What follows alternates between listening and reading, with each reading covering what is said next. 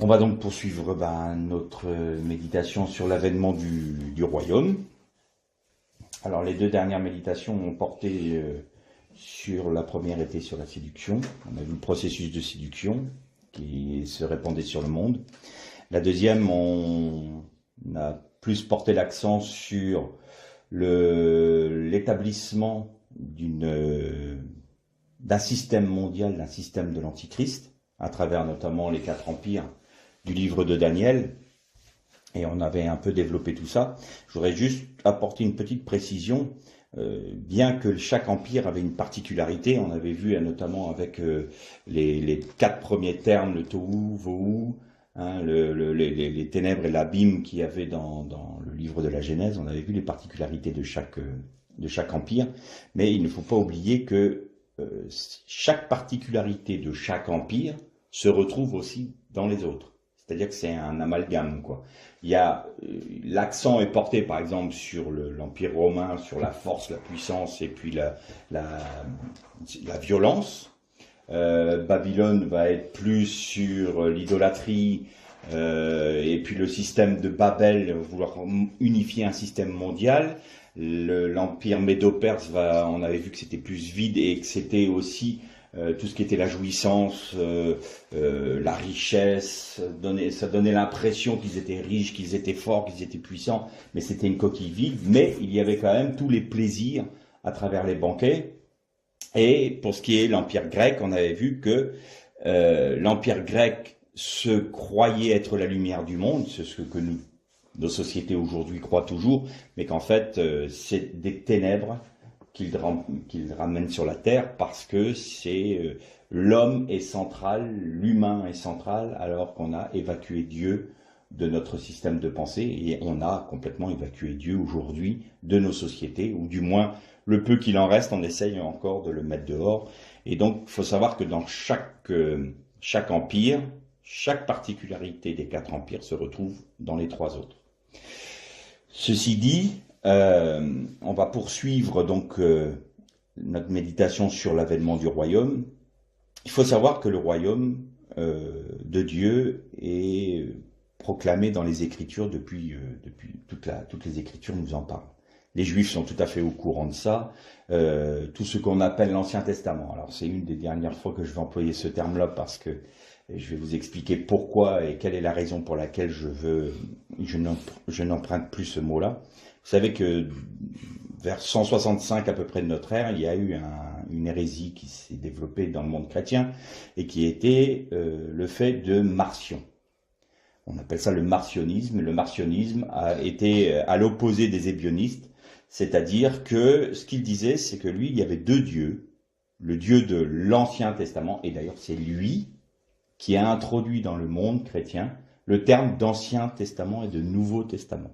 Ça vient de Marcion. Donc quand dans nos Bibles, vous voyez l'Ancien Testament, ça vient du marcionisme. Et lui disait que l'Ancien Testament, c'était un Dieu dur, méchant, sévère et qui punissait. Et qu'il avait été, entre guillemets, mis de côté ou mis à mort pour donner place au Dieu du Nouveau Testament qui était Jésus-Christ. Donc lui, il rejetait tout ce qui était de l'Ancien Testament. Voilà, parce qu'il l'appelait l'Ancien Testament, ça veut dire qu'il n'a plus cours. Et maintenant, nous avons le Nouveau Testament. Bon, il faut savoir quand même que du temps des apôtres, quand Paul, Jacques ou Jean parlaient des Écritures, la seule Bible qu'ils avaient, c'était quoi? Désolé pour Marcion, mais c'était la Torah. C'était le Tanar. Donc, ça tenait pas debout, quoi. Donc voilà pourquoi on a encore des réminiscences de certaines choses qui sont venues des premiers siècles de notre ère, et on a quand même gardé cette terminologie dans nos Bibles qui n'est pas bonne du tout. Il vaut mieux dire les Écritures, c'est ce que disaient les apôtres, ce que disait Jésus aussi, ou dire le Tanar. Le Tanar en hébreu rassemble tout ce qui est de la Torah, les prophètes et les livres poétiques. Voilà. Mais cette notion d'Ancien et de Nouveau Testament induit forcément une pensée que l'Ancien s'est passé. Et d'ailleurs, ça a produit quand même ses fruits parce que il y a certains pasteurs qui disaient mais moi de toute façon je ne prêche que dans le Nouveau Testament, l'Ancien je ne prêche jamais dessus parce que c'est passé quoi. Donc ça montre quoi, on peut avoir des dérives, et il est toujours bon de remettre un peu, comme on dit dans notre, dans notre pays, en France, on a un dicton qui dit c'est bien de remettre l'église au centre du village. Donc il y a des moments, ben là c'est bien de le remettre, la Torah à la place qui est la sienne, et ce n'est pas quelque chose qui est passé, bien entendu. Voilà, donc j'ai fait cette petite digression, mais voilà pourquoi je n'aime plus tellement employer ce terme d'Ancien Testament et de Nouveau qui n'a aucun sens, quoi. Toute la Bible donc nous parle de cet avènement du royaume de Dieu. Et forcément, les Juifs de toute génération savaient qu'il y avait au moins un Messie qui allait venir, mais il faut savoir que dans les plus anciennes traditions juives, ils attendaient deux Messies. Vous avez le Messie qui était le Mashiach ben Yosef et le Mashiach ben David. Ce qu'ils n'ont pas réussi à comprendre, du moins, parce que ça leur a été voilé, mais ça c'est un autre sujet qu'on devrait développer, c'est qu'ils n'ont pas vu en Jésus l'ensemble des deux. Parce que pour les Juifs, le Mashiach ben Yosef, c'était Ésaïe 53. Le Messie souffrant, le Messie qui allait être amené à être mis à mort, qui n'allait pas être reconnu par son peuple, pose pas de problème. Mais voilà, le problème majeur des Juifs, c'est qu'il est mort sur le gibet. Et ça, ce n'est pas possible pour eux. C'est une chose qui les révulse complètement, parce que c'est une malédiction. Et donc aujourd'hui, ce qu'ils attendent, ils n'attendent même plus le Mashiach ben Yosef, ils attendent le Mashiach ben David, parce que c'est celui qui va introduire le royaume de Dieu sur la terre. De Jérusalem, il va régner sur la terre. Le Nouveau Testament, là je veux bien le Nouveau Testament, je veux dire l'alliance accomplie, c'est plus juste, nous en parle. Nous disent que quand le Seigneur va revenir, il va régner pendant 1000 ans sur la terre.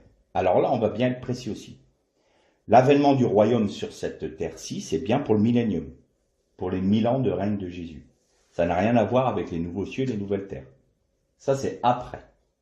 Donc, le Seigneur va faire en sorte que Satan puisse développer la séduction dans le monde, établir un système mondial que l'on a vu ensemble, pour amener sa rébellion au paroxysme de ce qu'il peut faire. Et après quoi, le Seigneur Jésus viendra, et le prophète Daniel nous parle bien de cela, quand il parle de cette statue avec la tête en or, la poitrine en argent, les jambes en bronze et les pieds en fer, il nous parle bien de cette statue qui sont les 4 empires, et qu'une roche va se détacher de la montagne, qui va rouler. Donc ça veut dire quoi? Ça veut dire qu'il n'y a aucune action humaine qui va pouvoir détruire ce système mondial. On peut lutter tant qu'on veut contre ça, ce n'est pas la peine. Ce n'est pas les hommes qui détruiront ce système mondial. C'est Dieu. Et cette roche va rouler et va briser la statue, parce que les pieds, vous avez noté que les orteils étaient faits d'argile et de fer. Donc il y a un amalgame dans le dernier empire, j'ai envie de dire, sur quoi la statue entière, c'est-à-dire sur quoi repose l'ensemble des 4 empires, et sur quelque chose d'hétérogène, et non pas homogène. Alors on peut se dire, mais qu'est-ce que c'est que ça? Eh bien, il y a un terme qui veut dire non amalgamé, ou quelque chose qui ne tient pas, c'est le terme arabe.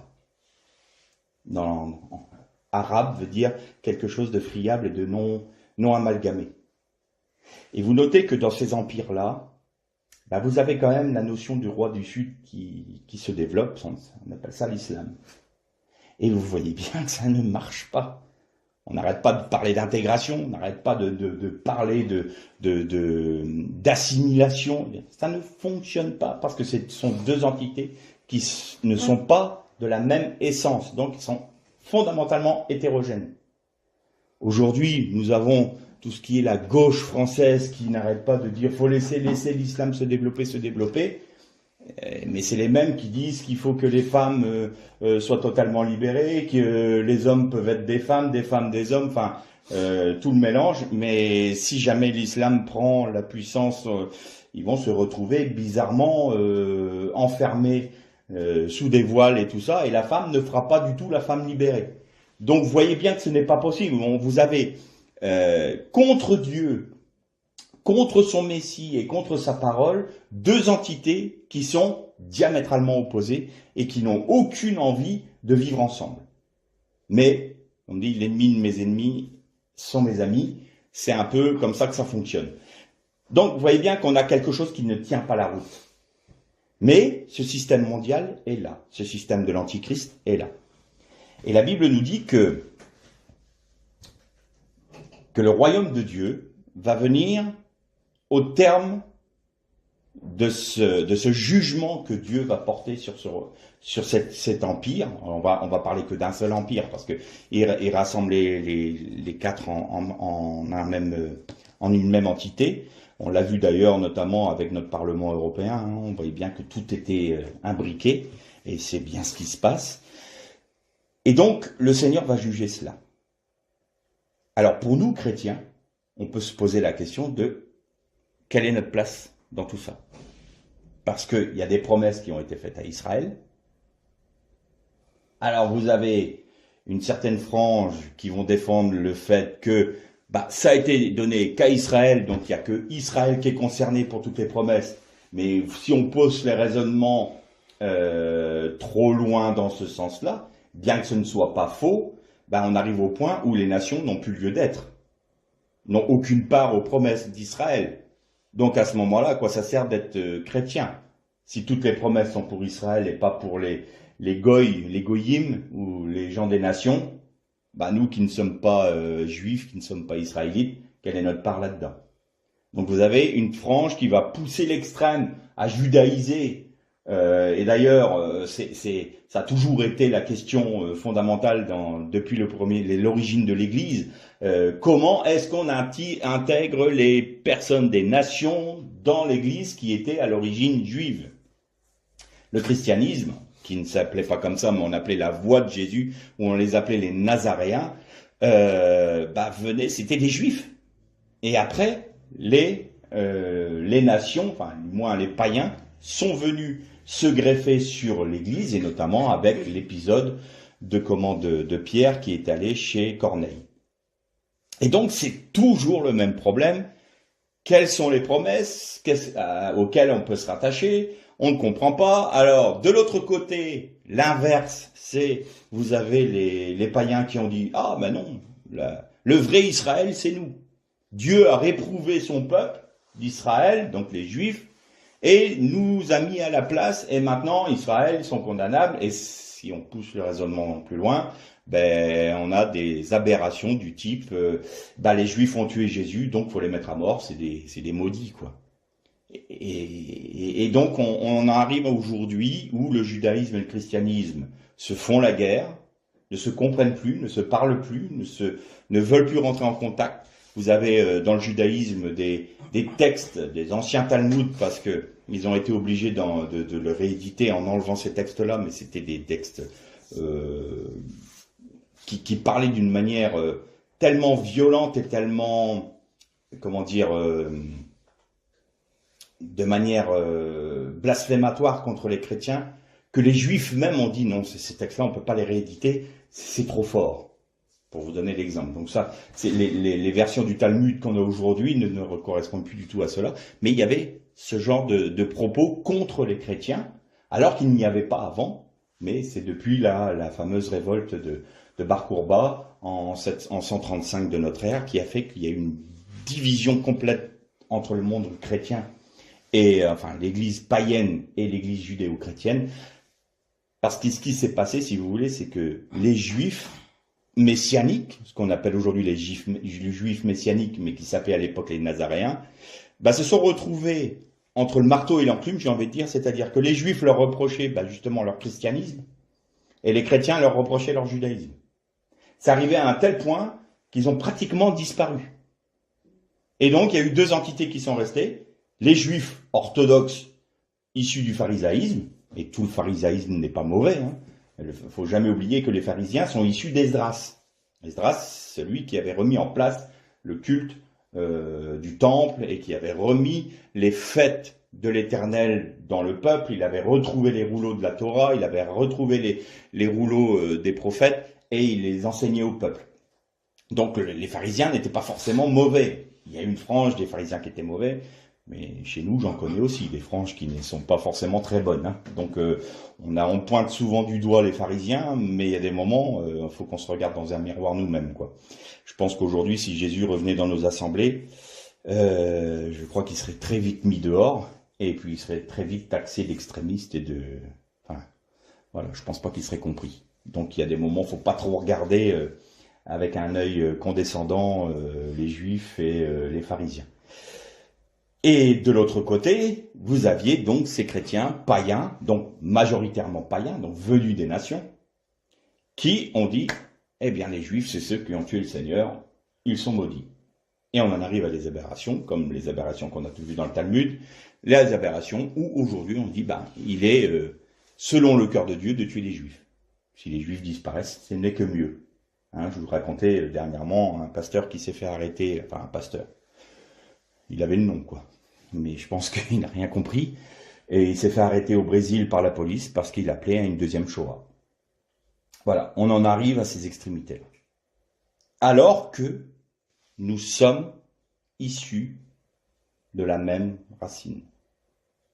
Et là où se trouve la vérité, c'est que toutes les promesses qui ont été faites à Israël, l'épouse de l'agneau, on le retrouve dans ce que je vous disais tout à l'heure, Ésaïe 54, tu ne seras plus appelé la ville délaissée, parlant de Jérusalem, tu seras appelé la ville épousée. Donc l'épouse du Christ, l'épouse de l'agneau, c'est Israël. Et là, je vois déjà la volée de bois vert qu'on va me mettre sur la tête. Comment ça, si c'est Israël, qu'est-ce qu'il en est de nous? Pas de panique, ça vient.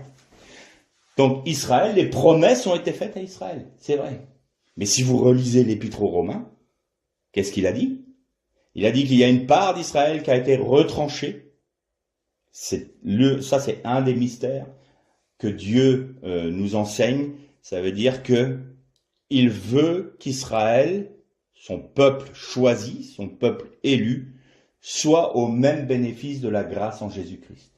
Et tout comme les nations dont nous sommes issus ont été pendant si longtemps exclus du peuple d'Israël, bien que pouvant, de manière sporadique, les nations à l'époque pouvaient très bien se convertir au judaïsme. C'était quelque chose qui était possible.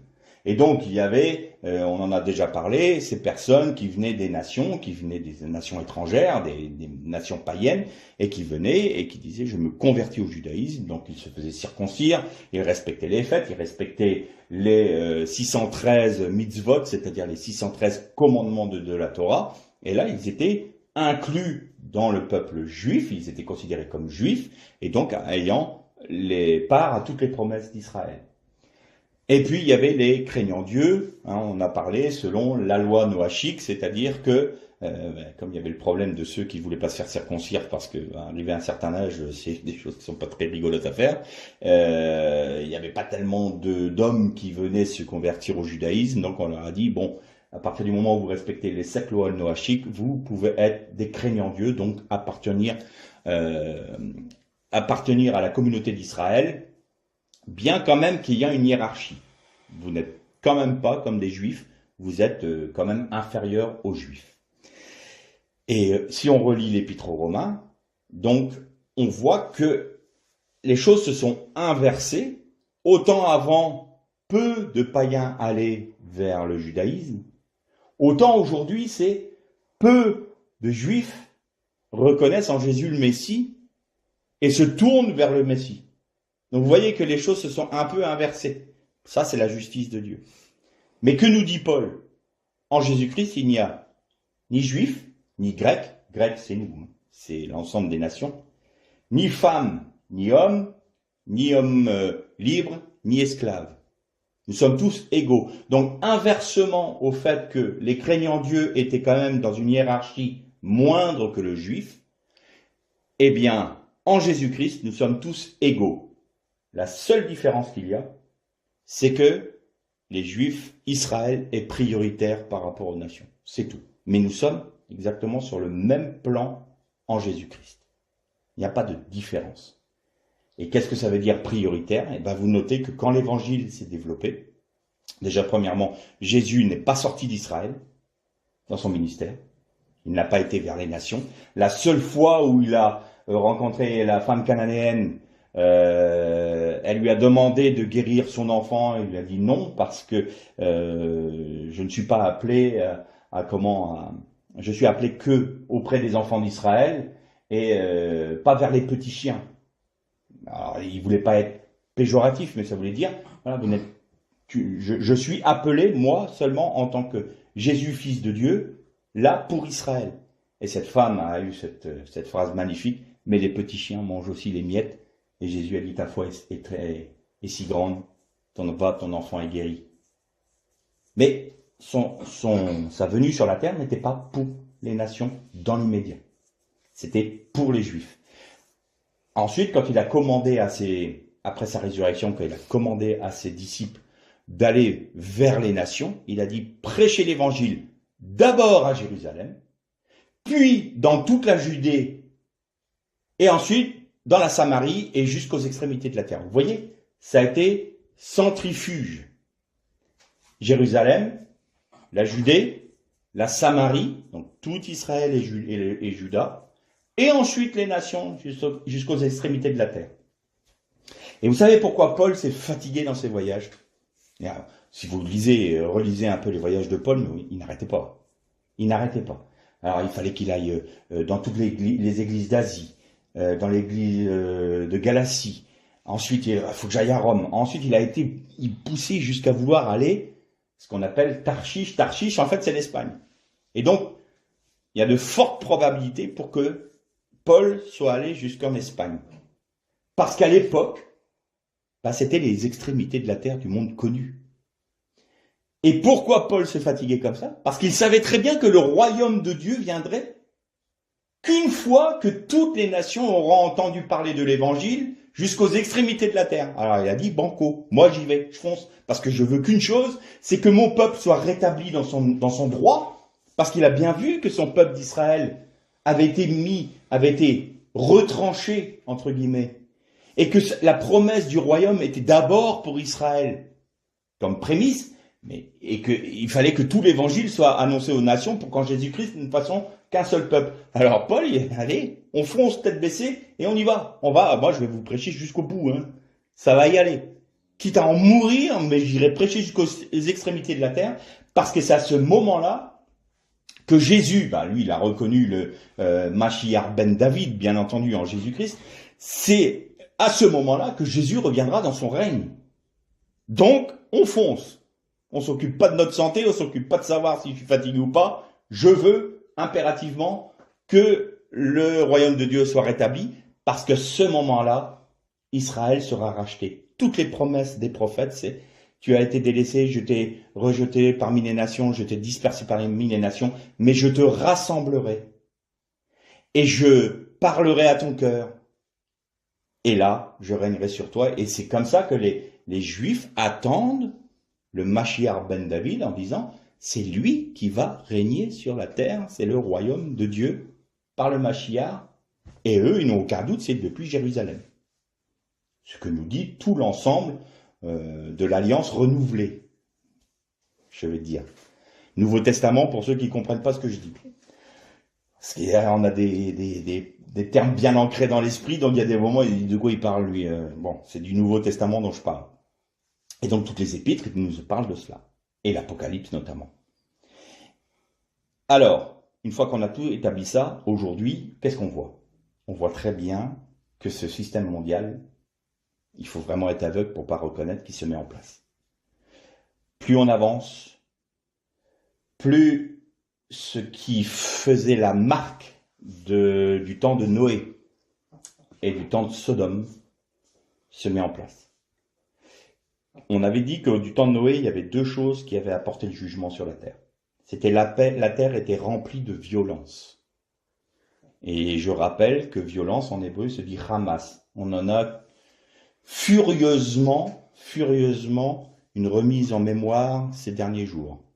Quand on voit ce qu'ils sont capables de faire contre Israël, bizarrement contre Israël, on en a parlé il y a quelque temps, tout le monde veut avoir Jérusalem, alors que c'est une partie de désert et tout ça. Mais tout le monde va se battre contre eux. On veut Israël, on interdit le droit à Israël d'avoir un peuple. Donc il y a je ne sais combien de nations musulmanes, je ne sais combien de nations dites chrétiennes, mais le seul État juif, on le refuse. C'est bizarre quand même. C'est vraiment étrange. Bon, bref. Après, on viendra nous dire que ce sont les pauvres petits Palestiniens qui en souffrent. Je pense qu'ils souffrent plus du Hamas que de souffrir d'Israël. Mais bon, quand la malhonnêteté intellectuelle fait rage, que voulez-vous dire? Voilà. Donc le Hamas, en hébreu, veut dire la violence.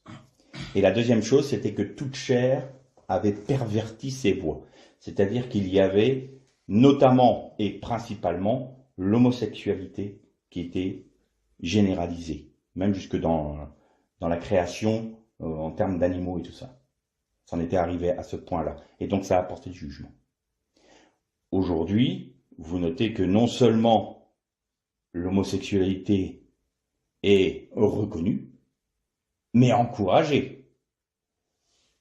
On voit bien qu'il y a des publicités même qui encouragent la tolérance pour l'homosexualité. Je répète que je n'ai rien contre les homosexuels, mais l'homosexualité n'est pas selon la Bible. Après, voilà, ceux qui le veulent le font, j'ai rien contre ça.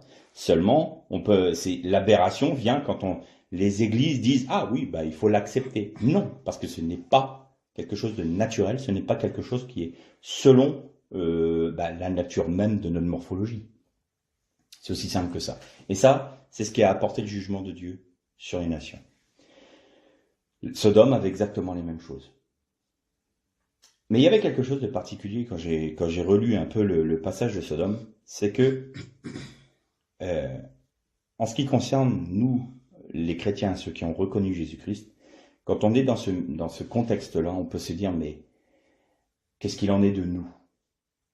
Comment est-ce qu'on peut traverser ces temps si particuliers sans être touché ou souillé ou sans être entraîné dans quelque chose qu'on ne veut pas? On ne veut pas avoir part au jugement. C'est une évidence. Alors, il faut qu'on soit clair sur plusieurs points. Premièrement, toute la Bible nous enseigne que à chaque fois le juste a été mis hors du jugement qui venait sur les nations. Tout le temps. Vous avez Abraham qui a prié pour Lot. Il n'y avait pas dix justes dans Sodome. Il n'y avait pas dix justes. Et Abraham n'a pas osé prier l'Éternel plus loin pour dire, s'il n'y en a qu'un seul, est-ce que tu veux bien le sauver? Mais Dieu a été chercher Lot pour l'empêcher d'avoir part au jugement. Et donc, moi, ce qui m'a frappé, c'est qu'on a une société aujourd'hui où le nom de Dieu est non seulement rejeté, mais moqué, raillé. Celui qui veut me rester fidèle va être moqué et raillé. Ça, c'est une évidence. On va le critiquer. On va dire sur son compte toutes sortes de calomnies et de méchanceté. Et il y a quelque chose qui m'a frappé, et notamment ça, c'est que quand Lot a discerné que le jugement venait, parce que les deux anges l'ont dit, le jugement va tomber, Sodome et Gomorrhe vont être détruits. Lui qui était juste, alors comme disait Jean-Marc Taubois, pas en très bon état, mais quand même, il tourmentait son âme de juste jour et nuit à cause du péché qui l'environnait. Aujourd'hui, on peut tourmenter notre âme jour et nuit à cause du péché ambiant. C'est pas compliqué, on voit que ça. Et ses filles s'étaient mariées avec des gens de Sodome et de Gomorrhe, et lui, il a voulu sauver sa famille. Normal. Donc il a été dire à ses gendres, venez, dépêchez-vous, euh, le jugement va tomber, tout va être détruit, venez, sauvons-nous, on m'a prévenu. Et ce qui est terrifiant, c'est que la Bible nous dit, il parut aux yeux de ses gendres plaisanter. Quand Job leur a dit, attention, je vous avertis du danger qui vient parce que le jugement de Dieu va tomber, les gens ont dit, oh, c'est un plaisantin. C'est une bonne blague. Oh, c'est encore cet extrémiste qui nous parle du jugement de Dieu. Ah, c'est encore cet extrémiste qui nous dit, ah, il y a trop de péchés sur la terre, et si vous aimez si vous préconisez l'homosexualité, si vous préconisez le fait que Dieu ait rejeté des institutions et de la vie de notre nation, il va y avoir un jugement. Oh, quel plaisantin, vraiment. Il parut plaisanter. Il a pu sauver que ses filles. Même pas sa femme, puisque tellement attachée à Sodome qu'elle s'est retournée et elle a été transformée en statue de sel. Et il a pu juste eu le temps de s'échapper et le jugement de Dieu est tombé sur Sodome et Gomorrhe et le soufre et le feu de Dieu est tombé dessus. Ces gens ont participé au jugement qui tombait sur Sodome. Et on est vraiment dans les temps comme Sodome aujourd'hui. Ceux qui préviennent, attention, ne touchez pas aux choses de Dieu. Ne souillez pas les choses saintes. Ah, on paraît plaisanter.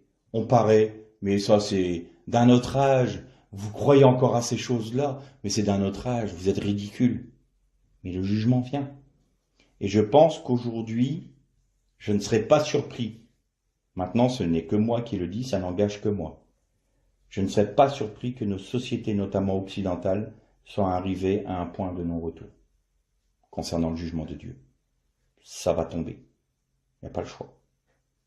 On est arrivé à un tel point de dévoiement, et on remarque que cette notion de dévoiement et d'immoralité touche de plus en plus jeunes les enfants. Vous savez qu'il y a un jeune qui avait témoigné parce qu'il avait un problème d'addiction sexuelle, parce qu'il disait que son premier film pornographique qu'il a vu, c'était à 11 ans. À 11 ans. Du plus jeune jusqu'au plus vieux, ils avaient perverti leur voix, nous dit la Bible, en parlant de la génération de Noé. On y arrive à grands pas, et nos sociétés promeuvent ça. Allez-y, faites-le. Donc il y aura un jugement. Donc nous, chrétiens, on est là-dedans. Comment est-ce qu'on peut tenir? On peut avoir peur, peut-être pour nos enfants, pour nos petits-enfants, puis se dire, mais qu'est-ce qui arrive? Alors je voudrais vous raconter juste une petite anecdote. Il y a quelques années de cela, il y a un archéologue israélien qui a fait une découverte que peu d'archéologues ont, parce que tous les tombeaux aujourd'hui ont été pillés, visités, violés.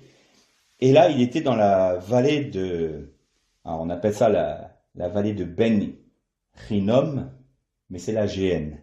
On connaît plus sous le nom grec la Géhenne. Alors pourquoi la Géhenne est-elle, est liée, enfin du moins est-elle l'image de l'enfer et de quelque chose de mauvais et de souillé? Il faut savoir que du temps de Manassé, donc le roi Manassé, roi de Juda, son règne a duré 40 ans. Et ce roi-là était le pire roi que Juda n'ait jamais eu. Il a fait tuer les prophètes, et notamment le vieil Ésaïe, d'une manière abominable. Ils l'ont scié, carrément. Il mettait à mort tous les prophètes et tous ceux qui voulaient continuer le culte de l'Éternel.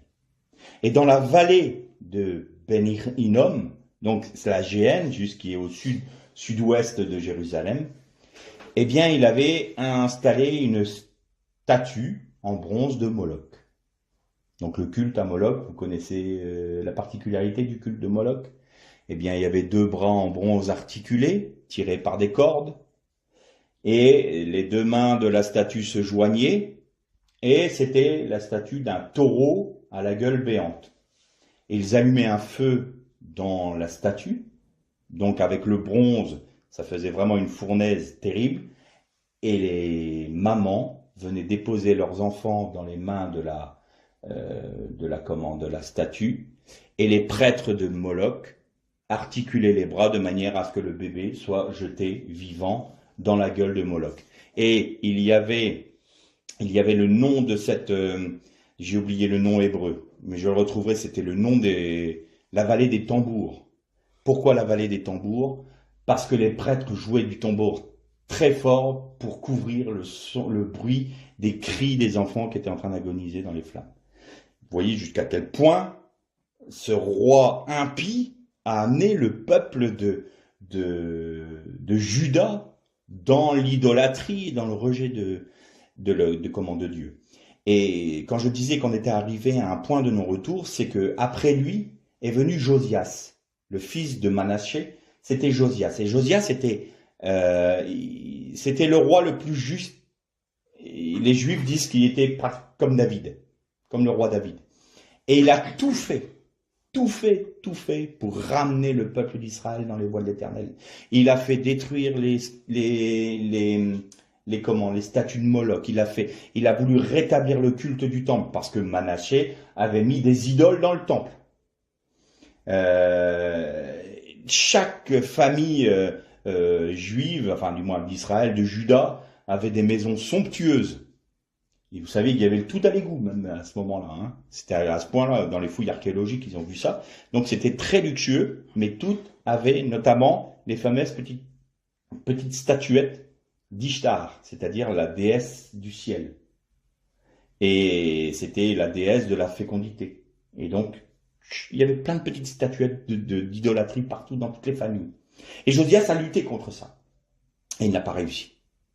Et donc, le prophète Jérémie lui a dit, ce qui a été annoncé par les prophètes du temps de ton père va arriver. C'est-à-dire la destruction de Jérusalem, la déportation de Juda. Tout ce que Dieu avait promis, il avait dit que il y aurait un tel massacre dans le peuple de Juda que la vallée de la Géhenne serait appelée la vallée du massacre, justement. Et donc c'est devenu un cimetière béant. Il y avait tellement de morts il y a un cimetière qui se trouve sur la pente ouest de la Géhenne, de cette vallée de la Géhenne, mais il n'y avait plus de place. Toute la vallée était un cimetière, tellement il y a eu un massacre. Et ça, c'était le jugement de Dieu. Et Josias n'a jamais réussi à ramener le peuple de l'Éternel dans les voies de l'Éternel. Et donc le jugement est arrivé, mais il est arrivé, l'Éternel lui a dit, par la voix de Jérémie, puisque tu as aimé l'Éternel plus que ta vie, que tu as tout fait pour plaire aux yeux de Dieu, ce qui a été promis, entre guillemets, annoncé par Dieu, par la bouche des prophètes à ton père, se fera, mais pas de ton vivant. Et quand Josias est mort, la ruine est tombée sur Juda et sur Jérusalem. Et donc cet archéologue israélien faisait des fouilles dans cette vallée-là, et il découvre un tombeau. Alors les tombeaux, vous savez que là-bas, c'est creusé dans la roche, vous avez des banquettes, et quand il y avait un ensevelissement, on mettait le corps avec des aromates sur une banquette, on refermait la porte, et on attendait 1 an. Et au bout d'1 an, on revenait, et les chairs s'étaient décomposées, on rassemblait les ossements dans une jarre, qu'on fermait, et on mettait le nom du défunt dessus, et le nom de la famille. Et on le mettait dans une autre petite pièce, comme un ossuaire. Donc c'est comme ça que ça fonctionnait, les tombeaux des riches. Hein. Parce que pour se faire creuser un tombeau dans la roche, il n'y avait pas de dynamite, il n'y avait pas de BRH comme on appelle nous, hein, quand vous avez le marteau-piqueur sur la pelle, il n'avait pas tout ça. Donc celui qui pouvait se faire creuser un tombeau, c'était une famille riche.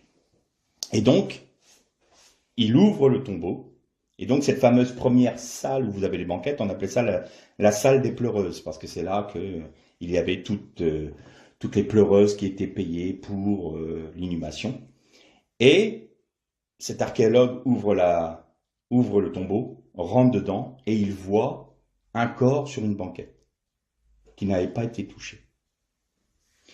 Et il s'approche, il regarde, et il voit qu'au cou, de ce défunt, il y avait 2 rouleaux d'argent. Et là, vu la vétusté des rouleaux d'argent, il s'est dit, mais on ne peut pas les ouvrir comme ça. On va être obligé de les mettre dans un bain spécial pendant des mois. Je crois que ça a duré 9 mois de mémoire, avant de pouvoir les dérouler et lire ce qui était dessus. Mais il a quand même fait dater les rouleaux, et il datait de pratiquement 600 ans avant Jésus-Christ. C'est-à-dire que les inscriptions qui étaient dessus étaient plus vieilles de 200 voire de 300 ans que les écrits de Qumran. Donc, il se dit que ce qu'on va découvrir sur ces rouleaux d'argent, ça va être extrêmement important. Et au bout de 9 mois, ils arrivent à dérouler les rouleaux d'argent. Et c'était la bénédiction des prêtres qui est écrite dessus, qu'on retrouve dans le livre des Nombres et dans le livre des Lévitiques. Et la stupeur de cet archéologue, c'était que le texte qui était sur ces rouleaux est exactement le même que dans nos traductions actuelles, en hébreu, qui date quand même du Moyen-Âge, et qu'on retrouve aussi à Qumran. Et donc, il dit, ce qui est fou, c'est que quand mon père, pour le Shabbat, nous bénissait, il reprenait ces mêmes paroles de bénédiction. Que l'Éternel soit avec toi. Qu'il tourne, que la face de l'Éternel soit portée sur toi et t'apporte sa bienveillance. Et il y avait, je ne sais plus là, le troisième terme, mais il y avait 3 phrases. Et ces 3 phrases étaient sur les rouleaux d'argent. Et il a été fortement ému parce qu'il dit, c'est un texte qui date de 2500 ans, ou de 2600 ans, et c'est les bénédictions que mon père me donnait quand j'étais enfant, pendant le Shabbat. Et donc il va dans l'ossuaire, et puis il regarde le nom de la famille. Et la famille, c'était la famille Paltiaou. Et là, ça lui parle, il dit Paltiaou, Paltia, je connais ça. Et vous retrouvez cette famille-là avec Néhémie. Quand Néhémie est venu reconstruire Jérusalem, vous retrouverez le nom de la famille de Paltiaou au chapitre 10 et au verset 23 de mémoire. Vous avez Paltiaou ou Paltia. Et c'était les descendants. Donc toute cette génération-là a vécu donc du temps de Néhémie. Mais il faut savoir que cet homme-là, qui a été enterré à ce moment-là, il vivait du temps de Manassé. C'était le temps du royaume de Manassé. Et donc avec tout ce qu'on vient de dire, les hommes saints, les fidèles étaient mis à mort. L'idolâtrie était partout. La violence, la destruction, la méchanceté. Et cette famille-là a toujours voulu suivre l'Éternel. Et il a fait des recherches sur la famille des descendants, et il a remarqué que cette famille n'a pas été déportée à Babylone. Elle est toujours restée à Jérusalem. Et le nom de Paltiaou veut dire, en hébreu, l'Éternel me délivre. Ça ne s'invente pas. Seule tombe qui n'a pas été violée, qu'on a retrouvée intacte, on a retrouvé la bénédiction des prêtres au cou de cet homme, de cette famille-là, qui était fidèle.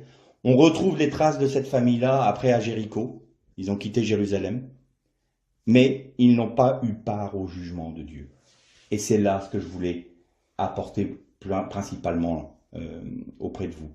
C'est que, quoi qu'il en soit, quoi que le monde vive, ou nous fasse vivre, le Seigneur garde celui qui se confie en lui, tout le temps.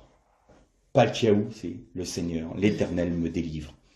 Alors, quelle est la particularité de cette personne-là ou de ces personnes-là? On a vu la dernière fois avec les Maccabées que celui qui aime l'Éternel me suive. Il y a un engagement. La famille de Paltiaou n'a jamais voulu se souiller avec les idoles, n'a jamais accepté que les prophètes soient mis à mort. Il n'a pas suivi l'ensemble du peuple de Juda qui mettait des idoles jusque même dans leur maison. Ils sont restés fidèles à l'Éternel. Certes, ils ne pouvaient plus aller au temple pour les sacrifices, mais ils priaient, ils cherchaient la face de Dieu. ils sont toujours restés fidèles. Alors nous, aujourd'hui, on a, je sais pas ce qu'on a envie de dire, un avantage par rapport à la famille Paltiaou. C'est qu'on a Jésus-Christ qui a tout accompli pour nous. Et si on veut rester fidèle, c'est juste une question de volonté. C'est pas une question de dire « Ah, je peux pas, ah, je voudrais bien être chrétien, mais je peux pas faire. » C'est pas vrai, ça. Ça, c'est des mensonges de l'ennemi. Si on voit tout ce qui arrive là, dans le monde, l'établissement de ce règne de l'Antichrist, l'établissement de ce système mondial qui se met en place, ça ne nous empêche pas de rester fidèles, fermes, ancrés en Jésus-Christ. C'est tout à fait possible. Pourquoi? Parce qu'en Christ, nous pouvons tout. Par la croix, nous avons la capacité de vivre de la vie du Christ. Et donc, on peut prier pour notre génération. On peut prier pour que ceux qui doivent être sauvés le soient maintenant. C'est le temps des nations, c'est encore un temps de grâce. Mais la porte va bientôt se fermer, j'en suis convaincu. C'est comme du temps de Noé, l'arche et la porte est restée ouverte à tel point qu'au moment où il devait fermer la porte, le Seigneur a encore redonné 7 jours supplémentaires. Tellement ce qu'il dit dans sa parole est vrai. Je ne veux pas que le pécheur ne meure, je veux qu'il se repente et qu'il vive. Mais il ne forcera pas. Il ne forcera pas. Donc il va donner du temps encore à notre génération. Et celles et ceux qui sont ancrés en Christ, qui acceptent un engagement total, et on verra ça la prochaine fois à travers d'autres textes, et en poursuivant la méditation, parce que là, le temps tourne et on va être obligé de conclure. Mais on va voir qu'à travers les 10 vierges, des paraboles des 10 vierges, la parabole des mauvais et des bons serviteurs, du mauvais et des bons serviteurs, on va voir aussi qu'à travers la séparation des brebis et des chèvres, qu'est-ce qui se passe? C'est l'établissement du royaume. Et aujourd'hui, nous sommes également, nous, dans cette attente de l'établissement du royaume. Il faut que toutes ces choses se passent. Il faut que toutes ces choses arrivent. Il ne faut pas qu'on soit étonné de ce qui arrive sur la terre. Il ne faut pas qu'on soit étonné que le nom de Dieu soit bafoué. Il ne faut pas qu'on soit étonné que l'on soit raillé, que l'on soit moqué, que l'on soit calomnié à cause de notre foi. Mais ce n'est pas une excuse pour l'abandonner. Parce qu'une des marques qu'il va y avoir à la fin des temps, c'est l'apostasie. Et apostasie, qu'est-ce que ça veut dire? Ça veut dire se détourner de quelque chose pour se tourner vers autre chose. C'est l'inverse de la métanoïa. Métanoïa, ça veut dire se convertir, c'est-à-dire quitter ce qui est du monde pour se tourner vers Dieu. Eh bien, l'apostasie, c'est l'inverse. C'est quitter ce qui est de Dieu pour se tourner vers le monde et pour retourner vers Satan. Et donc, il y aura de l'apostasie. Le Seigneur nous a prévenus. Il nous a prévenus. Il y aura des apostats. Et même à tel point que la majorité de ceux qui se disent chrétiens seront apostats.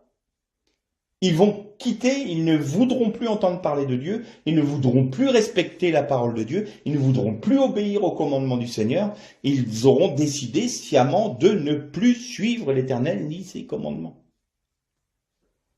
Il ne faut pas qu'on soit étonné. Aujourd'hui, vous avez des églises entières qui sont dans l'apostasie. Alors, on verra la prochaine fois que même si ça n'a rien à voir avec le salut, c'est deux choses différentes. On parle du règne et du salut. On fera bien la distinction la prochaine fois. Mais, quoi qu'il en soit, le Seigneur nous demande d'être entiers pour lui. On aura nos failles, on aura nos faiblesses. Bien sûr, tant qu'on est sur cette terre, tant qu'on est dans ce corps mortel et dans ce corps de corruption, nous aurons des faiblesses. Mais nous devons prendre une décision ferme. Moi et ma maison, nous servirons l'Éternel, disait Josué. Cet homme, ce chef de famille des Maccabées, qui disait « Qui aime l'Éternel, qu'il me suive. Que celui qui aime l'Éternel et ses commandements me suive. » La famille Paltiaou, qui malgré le fait que dans sa génération, il y avait de l'abomination, est resté ferme, ancré en l'Éternel. Eh bien, aujourd'hui, on le peut, nous. Et on le doit. Mais on doit juste prendre une décision. Il ne faut pas qu'on regarde à ce que Satan peut nous mettre devant nos yeux ou dans nos pensées. « Ah, mais tu n'y arriveras jamais, mais regarde comment tu es faible, tu as vu comment tu es ?» Non, peu m'importe. En Christ, tout est accompli. Je suis parfaitement pardonné. Il n'y a pas à discuter avec Satan. Il n'y a pas à lui laisser de place dans nos vies.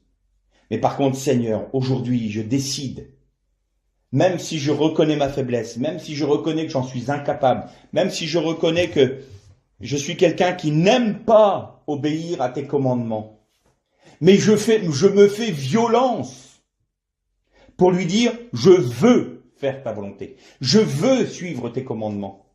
Ça, le Seigneur ne le fera pas à notre place. Quand Paul disait, je tiens fermement mon corps assujetti, c'est dire, Seigneur, je décide de ma propre volonté, je fais violence à ma volonté pour dire non, je n'accepterai pas de rentrer dans le péché, je ne veux pas que mon corps, qui est le temple du Saint-Esprit, soit utilisé pour pécher contre toi. Je ne veux pas que mes pensées soient hors de toi. Je ne veux pas que mes paroles soient en dehors de tes paroles. Je veux faire ta volonté, je veux dire ce que tu veux dire, je veux penser ce que tu veux que je pense, je veux accomplir ce que toi, tu as décidé que j'accomplisse. Ça, c'est notre volonté. Et c'est la seule chose sur laquelle le Seigneur n'agira pas. La seule. Si on veut, il agira pour nous, nos manquements, il les transcendra dans la victoire. Mais si on lui dit, bon, Seigneur, obéir à ta parole, ça va me coûter ça? Non, ça ne m'intéresse pas. Alors nous ne sommes pas entiers pour lui. Et le Seigneur a été très clair dans une des églises de l'Apocalypse, il a dit, puisses-tu être tiède ou bouillant, mais tiède, je te vomirai de ma bouche. Parce que tu n'es pas entier pour moi.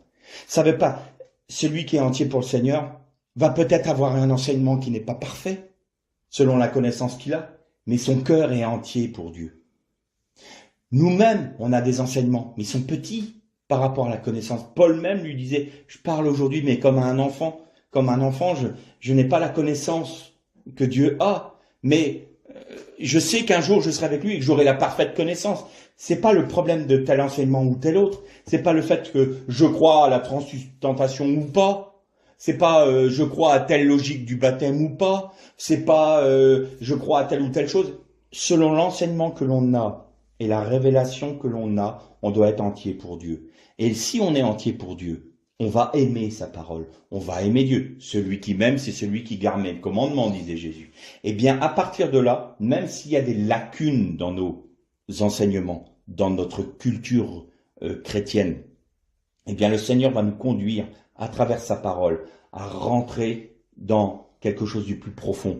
Et s'il y a des choses à détruire, parce qu'on a été mal enseigné, eh bien ça va être ruiné par le Seigneur. Mais il faut qu'on soit malléable entre ses mains, de manière à ce qu'il puisse agir, de manière à former en nous son Fils. Et c'est cela qui va nous maintenir dans le temps dans lequel nous sommes. Et c'est à ce à quoi on doit être attaché. Certes, on pense la première chose, faut que j'aille annoncer à un tel, faut que j'aille annoncer à ceux qui m'entourent. Il faut que l'évangile passe comme ci. Il faut qu'on fasse. Non, non, non. C'est pas la première chose à faire. La première chose à faire, c'est Seigneur, je me confie en toi et je soumets ma volonté à la tienne. Seigneur, je prends la décision de soumettre ma volonté à ta volonté. Et à partir de là, le Seigneur va se révéler à nous. Seigneur, je veux te connaître. Moi, maintenant, c'est ma prière permanente. Seigneur, je ne te connais pas. Plus j'ai l'impression d'approfondir, plus moins j'ai l'impression de connaître le Seigneur. C'est pas mauvais en soi. On pourrait se dire, plus tu apprends, plus moins tu connais, ça vaut pas le coup. C'est pas ça que ça veut dire. Ça veut dire que le Seigneur est tellement grand, c'est tellement vaste que ma chétive intelligence ne peut pas appréhender Dieu. Donc il n'y a pas d'autre chose que le fait que, Seigneur, faut que tu te révèles à mon cœur. Révèle-moi qui tu es. Et plus il va se révéler à nous, je répète ce que je disais, plus on va déborder. Et plus on va déborder, plus on va abreuver ce qui nous entoure. C'est de l'abondance de notre cœur que la bouche va parler. C'est de l'abondance de notre coupe que les autres vont pouvoir boire. Des fleuves d'eau vive jailliront de son sein. Oui, mais encore faut-il qu'on soit pas avec des petits godets d'eau à boire et puis se dire j'ai déjà du mal à avoir suffisamment d'eau pour moi, ma propre consommation. Pensez donc, comment voulez-vous que j'abreuve mon frère ou ma sœur? Évidemment, on est pauvre. On est pauvre parce qu'on ne veut pas connaître Dieu, parce qu'on n'attache pas notre cœur à sa connaissance. On ne le recherche pas. Si on est très honnête, dans une journée, on passe plus de temps à s'occuper de nos affaires et à s'occuper de nos distractions que nous occuper à chercher la face de Dieu. Si on est honnête, je suis honnête. Il y a des moments, je ne recherche pas du tout la face de Dieu. Voilà. Ah, tiens. Oh, je vais plutôt m'occuper de ça. J'ai envie de... Je sais pas quoi, hein.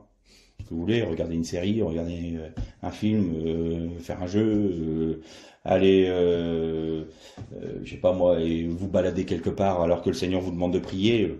Oh, ça me saoule. Seigneur, non pas ma volonté, mais ta volonté. Si on s'applique à ça, chaque jour, on verra qu'au bout d'un moment, on va tomber amoureux de la parole de Dieu. On va tomber amoureux de celui qui l'a écrite. Et vous savez comment c'est, hein? Quand il y a deux jeunes qui s'aiment, ils attendent qu'une chose, c'est de se retrouver, puis de passer du temps ensemble, puis d'être unis, et puis d'être toujours là, voilà, à s'intéresser à l'autre. Et puis même quand ils sont séparés, ça gamberge, hein? On pense toujours à l'autre, on pense toujours à l'autre. Parce quoi? Parce qu'on est tombé amoureux. Eh bien, tombons amoureux du Seigneur. Tombons amoureux du Seigneur. Les promesses qui ont été faites à Israël sont pour nous en Jésus-Christ parce que Israël est la racine et nous avons été boutés sur eux. J'ai même presque envie de dire non, c'était pas tout à fait vrai ça. Christ est la racine. Israël est le tronc de l'olivier franc et nous avons été boutés sur l'olivier franc. Nous avons été mis en bouture dessus. Mais la racine, d'ailleurs c'est dans l'Apocalypse, il dit, je suis la racine, dit Jésus. Il est la racine qui nous porte. Il porte Israël et il porte les nations. En lui, nous avons toutes les promesses faites à Israël. Donc c'est en cela où je dis, juifs, messianiques ou disciples du Christ issus des nations, nous sommes unis et nous sommes portés par la même racine qu'est Jésus-Christ. Et donc toutes les promesses sont vraies, oui et amen en Jésus-Christ. C'est tout.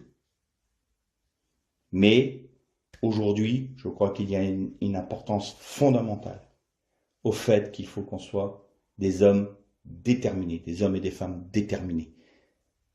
C'est plus le temps de tagiverser, de dire « Oh, après tout, je peux garder un peu ça dans ma vie. » Non, il faut être entier pour Dieu. Entier. Parce que le jugement vient. Et ça peut donner une impression de dire « Ah, on est entier parce qu'on a peur du jugement. » J'ai presque envie de vous dire, si ça commence comme ça, tant mieux. Si vous voulez le faire par peur du jugement, faites. Pas de problème. Parce que tôt ou tard, quand vous allez mettre le doigt dans cet engrenage d'aimer le Seigneur, vous allez voir que vous allez être entraîné dans son amour. Vous allez être entraîné dans sa révélation. Et après, ça sera plus par crainte du jugement. Ça va être complètement dépassé. Ça sera simplement parce que vous aimez le Seigneur.